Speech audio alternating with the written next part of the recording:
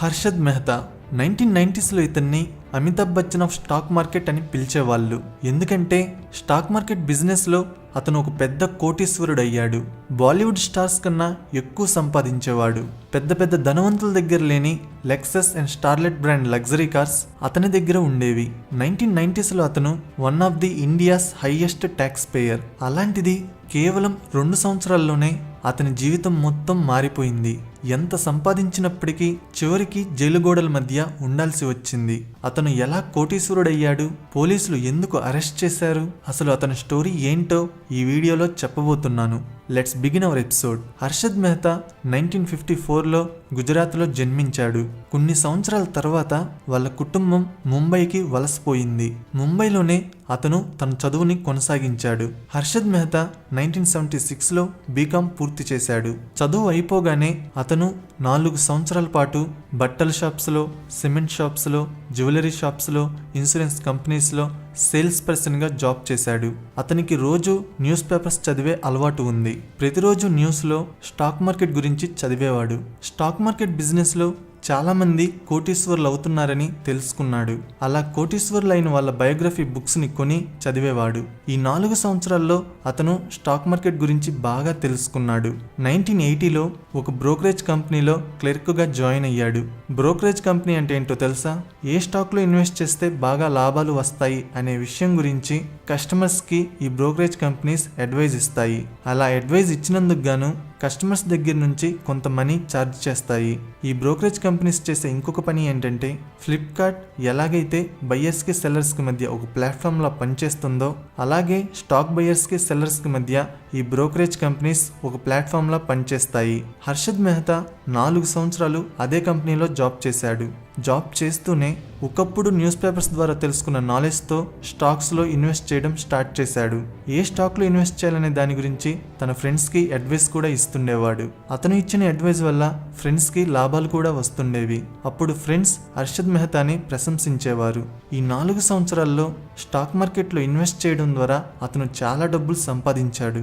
సచిన్ బన్సల్ ఎలా అయితే అమెజాన్లో జాబ్కి రిజైన్ చేసి తర్వాత తను సొంతగా ఫ్లిప్కార్ట్ని స్టార్ట్ చేశాడో సేమ్ అలానే హర్షద్ మెహతా కూడా 1984లో జాబ్కి రిజైన్ చేసి తన సొంతగా బ్రోకరేజ్ కంపెనీని స్టార్ట్ చేశాడు. దానికి Gromor research and asset management అని పేరు పెట్టాడు. కస్టమర్స్కి సర్వీసెస్ ప్రొవైడ్ చేసినందుకు గాను కంపెనీకి రెవెన్యూ బాగా రావడం మొదలుపెట్టింది. ఒకవైపు కంపెనీకి వచ్చే లాభాలతో ఇంకోవైపు స్టాక్ మార్కెట్లో ఇన్వెస్ట్ చేయడం వల్ల వచ్చిన లాభాలతో హర్షద్ మెహతా అంచెలంచెలుగా ఎదుగుతూ వస్తున్నాడు. 1990 వరకు అంతా బాగానే ఉంది. కానీ అప్పుడే హర్షద్ మెహతా మైండ్లో కొంచెం డబ్బు ఆశ ఎక్కువైంది. ఇంకా ఎక్కువ ప్రాఫిట్స్ కావాలనుకున్నాడు. దానికోసం స్టాక్ మార్కెట్లో ఉన్న లూప్ హోల్స్ని ఉపయోగించుకోవాలనుకున్నాడు. ఫర్ సపోజ్ ఒక కంపెనీకి చెందిన 100 షేర్స్ ఉన్నాయి. ఒక్కొక్క షేర్ వాల్యూ 1 రూపీ, అంటే టోటల్ షేర్స్ వాల్యూ 100 రూపీస్. 1 రూపీకి బదులు ఎవరైనా ఒక అతను షేర్స్ని 2 రూపీస్కి కొనడం స్టార్ట్ చేశారనుకోండి, అలానే 100 షేర్స్ని డబుల్ వాల్యూకి ఒక అతనే కొన్నారనుకోండి, అప్పుడు టోటల్ షేర్ వాల్యూ 200 రూపీస్ అవుతుంది. ఇలా షేర్ వాల్యూ పెరగడాన్ని చూసిన మిగతా వాళ్ళు ఏం చేస్తారో తెలుసా? షేర్ మంచి ప్రాఫిట్లో ఉందని దాన్ని కొనుక్కుందాము అని అనుకుంటారు. ఒక్కసారిగా అందరూ ఆ కంపెనీ షేర్స్ని కొనడానికి క్యూలో నుంచుంటారు. 2 రూపీస్కి కొన్న అతను ఇప్పుడు ఒక్కొక్క షేర్ని క్యూలో నుంచున్న వాళ్ళకి 3 రూపీస్కి అమ్ముకుంటాడు.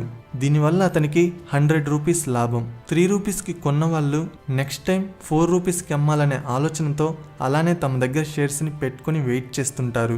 అప్పుడు మళ్ళీ అతనే వచ్చి 4 రూపీస్కి కొంటాడు. షేర్ వాల్యూ పెరుగుతుంది కదా అని చెప్పి మళ్ళీ వేరే వాళ్ళు వచ్చి కొనడానికి క్యూలో నుంచుంటారు. అప్పుడు అతను ఈసారి 5 రూపీస్కి అమ్ముకుంటాడు. ట్రిక్ బయట పడనంత వరకు చైన్ అనేది ఇలా కొనసాగుతూనే ఉంటుంది. లాభాలు వస్తూనే ఉంటాయి. దీన్నే స్టాక్ మార్కెట్ మ్యానిపులేషన్ అని అంటారు. ఈ లూప్ హోల్ని హర్షద్ మెహతా యూస్ చేసుకోవాలనుకున్నాడు. కానీ దానికి చాలా డబ్బులు కావాలి. అంత డబ్బులు అతని దగ్గర లేవు. సో ఇప్పుడు డబ్బుల కోసం అతను బ్యాంకింగ్ సిస్టంలో ఉన్న లూప్ హోల్స్ని ఉపయోగించుకోవాలనుకున్నాడు. అదెలా? ఏదైనా ప్రాజెక్ట్కి గవర్నమెంట్ దగ్గర డబ్బులు లేకపోతే అప్పుడు డబ్బుల కోసం గవర్నమెంట్ ఒక అనౌన్స్మెంట్ ఇస్తుంది.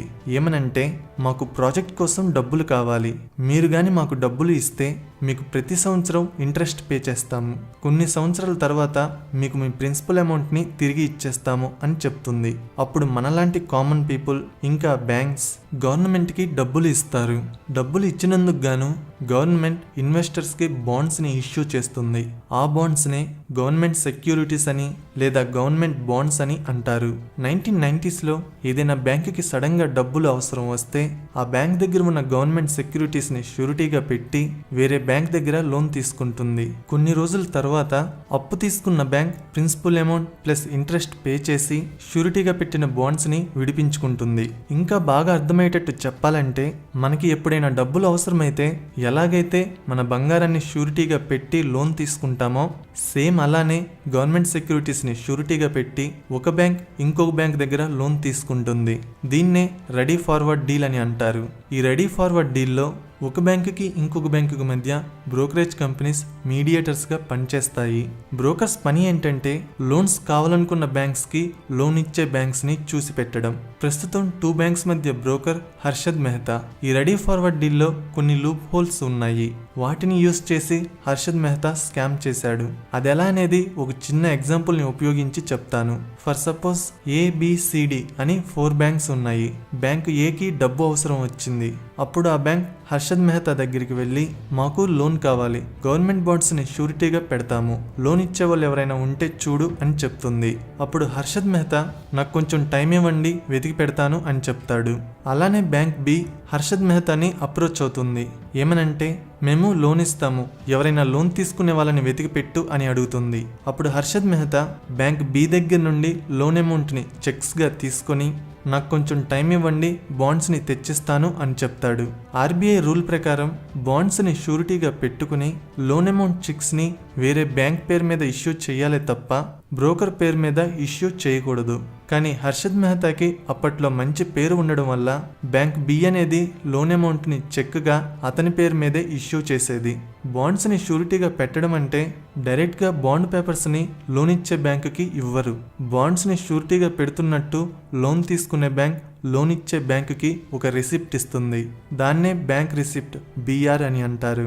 అయితే హర్షద్ మెహతా ఫేక్ బ్యాంక్ రిసిప్ట్స్ని క్రియేట్ చేసి లోన్ తీసుకునేవాడు. వచ్చిన లోన్ అమౌంట్ డబ్బుల్ని స్టాక్ మార్కెట్ని మ్యానిపులేట్ చేయడానికి ఉపయోగించేవాడు. అన్ని షేర్స్ని కొనిపెట్టేవాడు. ఒకవేళ మధ్యలో బ్యాంక్ బి లోన్ కట్టమని అడిగినప్పుడు బ్యాంక్ సి దగ్గరికి వెళ్ళి ఫేక్ బ్యాంక్ రిసిప్ట్స్ ఇచ్చి మళ్ళీ లోన్ తీసుకుని బ్యాంక్ బికి పే చేసేవాడు. బ్యాంక్ సి డబ్బులు అడిగితే మళ్ళీ బ్యాంక్ డికి ఫేక్ రిసిప్ట్స్ ఇచ్చి లోన్ తీసుకుని బ్యాంక్ సికి పే చేసేవాడు. ఇంకా సింపుల్గా చెప్పాలంటే చాలామంది తమ ఫ్రెండ్స్ దగ్గర కానీ రిలేటివ్స్ దగ్గర కానీ అప్పులు తీసుకుంటుంటారు. ఫర్ సపోజ్ రమేష్ అనే అతను సురేష్ దగ్గర అప్పు తీసుకున్నాడు. సురేష్ దగ్గర తీసుకున్న అప్పు తీర్చడానికి మళ్ళీ నరేష్ అనే అతని దగ్గర అప్పు తీసుకున్నాడు. మళ్ళీ నరేష్ దగ్గర తీసుకున్న అప్పు తీర్చడానికి ఇంకొక అతని దగ్గర అప్పు తీసుకున్నాడు. ఇలా చైన్ సిస్టమ్ వెళ్తూనే ఉంటుంది. హర్షద్ మెహతా ఇలానే డబ్బుని రొటేట్ చేస్తుండేవాడు. షేర్స్ ని పీక్ వాల్యూకి తీసుకువెళ్ళిన తర్వాత అమ్మడం స్టార్ట్ చేసేవాడు. వచ్చిన లాభాలతో బ్యాంకుకి డబ్బులు కట్టి షూరిటీగా పెట్టిన ఫేక్ రిసిప్ట్స్ ని విడిపించుకునేవాడు. ACC అనే కంపెనీ షేర్ వాల్యూని తన మ్యానిపులేషన్తో 200 రూపీస్ నుండి 9000 రూపీస్కి తీసుకువెళ్ళాడు. ఇలా చాలా కంపెనీస్ యొక్క షేర్స్ని మ్యానిపులేట్ చేసేవాడు. షేర్ వాల్యూ రోజు పెరుగుతుంది కదా అని అందరూ కొనడం స్టార్ట్ చేసేవారు. షేర్ వాల్యూ పీక్కి వెళ్ళాక ఇతను అమ్మడం స్టార్ట్ చేసేవాడు. 1991-1992 టైంలో ఈ ప్రాసెస్తో చాలా డబ్బులు సంపాదించాడు. సుచితా దలాల్ అనే ఒక జర్నలిస్ట్ అతని ట్రిక్స్ని కనిపెట్టి న్యూస్ పేపర్లో పబ్లిష్ చేసింది. న్యూస్ వచ్చిన వెంటనే ఇన్వెస్టర్స్ భయంతో స్టాక్స్ని అమ్మడం స్టార్ట్ చేశారు. ఇన్ని రోజులు లాభాల్లో ఉన్న స్టాక్ మార్కెట్ ఒక్కసారిగా ఈ న్యూస్తో నష్టాల పాలైంది. ఒక్కసారిగా హర్షద్ మెహతా ఇన్వెస్ట్ చేసిన షేర్ వాల్యూస్ పడిపోయాయి. దానివల్ల చాలా మంది స్టాక్ మార్కెట్లో నష్టపోయారు. ఇప్పుడు హర్షద్ మెహతా స్టాక్స్ అమ్మి బ్యాంక్స్కి డబ్బులు కట్టే ఛాన్స్ కూడా లేకుండా పోయింది.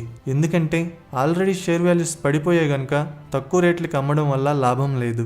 బ్యాంక్స్కి కూడా తెలిసింది వాళ్ళ దగ్గర ఉన్న రిసిప్ట్స్ ఫేక్ అని, వాటికి అసలు వాల్యూవే లేదని. హర్షద్ మెహతా మీద కేసు రిజిస్టర్ అయ్యింది. ఇన్వెస్టిగేషన్లో నిజాలు అన్నీ బయటపడ్డాయి. కొన్ని రోజులు జైల్లో ఉన్న తర్వాత బెయిల్ మీద తిరిగి వచ్చాడు. స్టిల్ అతని మీద కోర్టులో కేసెస్ జరుగుతూనే ఉన్నాయి. 2001లో మాత్రం బెయిల్ ఇవ్వలేని కేసులో ఇరుక్కున్నాడు. అప్పుడు అతన్ని తీహార్ జైల్లో పెట్టారు. ఒకరోజు అతనికి హార్ట్ అటాక్ వచ్చింది. హాస్పిటల్కి తీసుకువెళ్లారు, కానీ లాభం లాభం లేదు. 2001 డిసెంబర్ 31 రోజున 47 వయసులోనే అతను చనిపోయాడు. ఈ స్కామ్ వల్ల కామన్ పీపుల్ స్టాక్ మార్కెట్లో చాలా నష్టపోయారు. మొత్తం 4,500 కోట్ల రూపాయలు బ్యాంక్స్కి హర్షద్ మెహతా అప్పు ఉన్నాడు. అంటే ప్రస్తుతం కరెన్సీకి ఉన్న వాల్యూని బేస్ చేసుకుని క్యాలిక్యులేట్ చేస్తే 24,000 కోట్ల రూపాయలు. వాళ్ళ ఫ్యామిలీ మెంబర్స్ ఇప్పుడు అప్పులు తీర్చే పనిలో ఉన్నారు. ఇంకా 1000 కోట్లు మాత్రమే అప్పు మిగిలి ఉందని ఇన్ఫర్మేషన్. అవి కూడా ఇంకొన్ని రోజుల్లో ఇచ్చేస్తారని చెప్తున్నారు. హర్షద్ మెహతా స్కామ్ వల్ల స్టాక్ మార్కెట్లో బ్యాంకింగ్ సిస్టంలో ఉన్న లూప్ హోల్స్ బయటపడ్డాయి. ఈ స్టోరీ జరిగిన తర్వాత వాటిని గవర్నమెంట్ రెక్టిఫై చేసింది. ఓవర్ నైట్లో రిచ్ అయిపోవాలని కలల కంటే చివరికి ఇలానే జరుగుతుంది. మనం సంపాదించే ప్రతి రూపాయి మన కష్టార్జితం అయ్యుండాలి. అప్పుడే ఆ రూపాయిని మనం అనుభవించగలము. లేకపోతే మాత్రం మనం సంపాదించింది మనకి కాకుండా పోతుంది. నా ఎక్స్ప్లెనేషన్ నచ్చితే వీడియోని లైక్ చేసి షేర్ చేయండి. ఇలాంటి ఇంట్రెస్టింగ్ వీడియోస్ కోసం ఛానల్ని సబ్స్క్రైబ్ చేయండి. వీడియో పెట్టగానే నోటిఫికేషన్ రావాలంటే సబ్స్క్రైబ్ చేయగానే పక్కనే ఒక బెల్ ఐకాన్ కనపడుతుంది. దాని మీద క్లిక్ చేయండి. Thank you.